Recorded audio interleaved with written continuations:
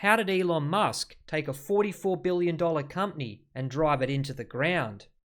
Keep watching to find out.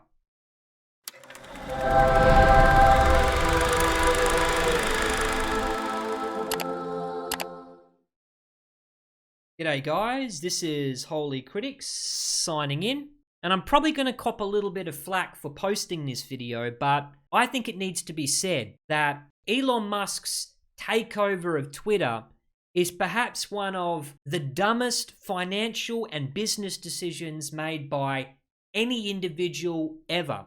Because since he purchased the company in October 2022 for $44 billion, the company has lost, wait for it, 71.5% of its value.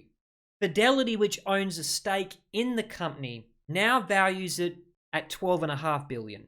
That's quite a fall in just the space of a year.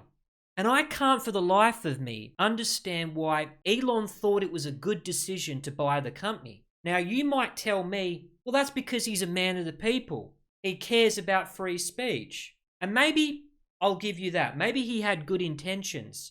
How did he naively think, that the globalists would allow him to operate a successful free speech platform? How could he not have the foresight to realize he would come under this type of attack? The number of monthly users of X, which is a really stupid name for the company, he should have just kept it as Twitter.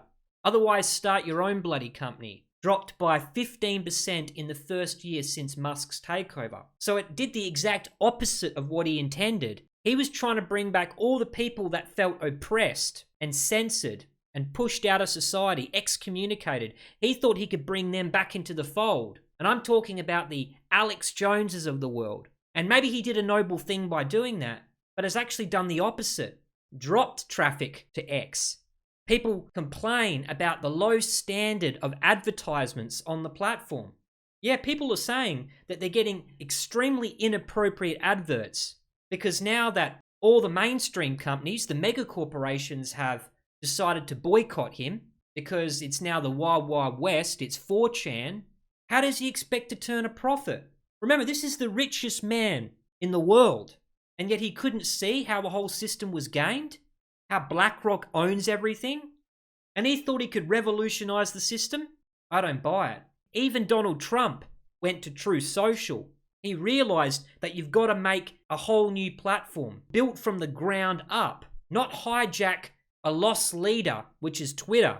It never really was that profitable to begin with. It was really just a weapon system to control speech, to push people into a digital gulag. Since Musk's takeover, X has cut at least 50% of staff and reduced moderation. And in September, the European Union issued a warning to Musk after it found X had the highest ratio of disinformation posts of all social media platforms. Is this what he wanted? Is this what he intended? Let's read into it further. Before the acquisition, advertising sales made up the vast majority of the company's income. You don't think Elon didn't know that? All the company's eggs were in the basket of advertisers, who, might I remind you, can boycott a company at any time. You've seen what YouTube went through with the ad apocalypse. Does he like being a whipping boy?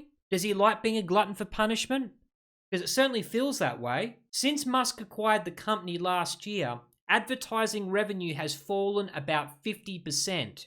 That decline came before a wave of advertising exits from X in November after Musk made an anti-Semitic remark. The ad exodus includes Comcast, IBM, Warner Brothers, Discovery, and Disney, who aren't performing that particularly well. Musk apologized for the post in November, but added a crude denunciation of the advertisers that had withdrawn from the platform in protest.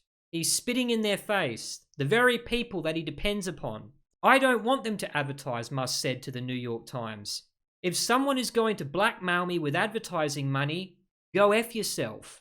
Very pleasant. Musk, who describes himself as a free speech absolutist, has categorized the acquisition of X as an effort to establish a digital town square unencumbered by the limits on expression. Great. Just don't expect to turn a profit. To purchase the company, Musk borrowed roughly $12.5 billion from major lenders such as Morgan Stanley, Bank of America, and Barclays. So far, Musk has made hundreds of millions in payments on that debt, but the revenue losses have put pressure on him to renegotiate the terms of the loans. If the debt load persists and revenue declines further, Musk will encounter an increasingly difficult position. Speaking at a conference in November, Musk acknowledged that the company faces existential risks, but indicated a willingness to endure them. But for how much longer? How much can he continue to bleed out before the company goes under? But of course, if he ends up selling the company, that will be an admission of failure. And with the God complex that he's got, I feel like this whole thing is a sunk cost fallacy. He's chasing a loss here. He should have never bought the company in the first place, and now he's trying to save face. What advertising boycott is going to do is it's going to kill the company. Obviously, the whole world will know that those advertisers killed the company, and we will document it in great detail. And guess what? Nothing's going to get done about it. All those so-called advertisers fall under the umbrella of BlackRock and Vanguard and State Street, and they own the whole world. You think you can boycott one company? Bud Light, for example? They own everything. They own all the beer companies. We're trapped. There is no escape hatch. There is no savior in the form of a man who's going to rescue us from this. I guess this is as good a time as ever, to quote George Carlin. It's one big club, and you ain't in it. And nor is Elon Musk, apparently, if you believe this story. Heck, maybe he's had a come to Jesus moment. Somehow, I don't buy that. And the reason I don't buy it is because our enemy is not of flesh and blood. So, him assuming control of one tentacle on this octopus is not going to make a difference. If he really wants to cut to the chase, if he really wants to go to the top, tell us about the deals they make with the devil. But I have a feeling he won't do that. But heck, maybe I'm wrong. Maybe I've miscalculated it. Maybe I've condemned Elon prematurely. If you feel that way, I encourage you to share your thoughts in the comments below.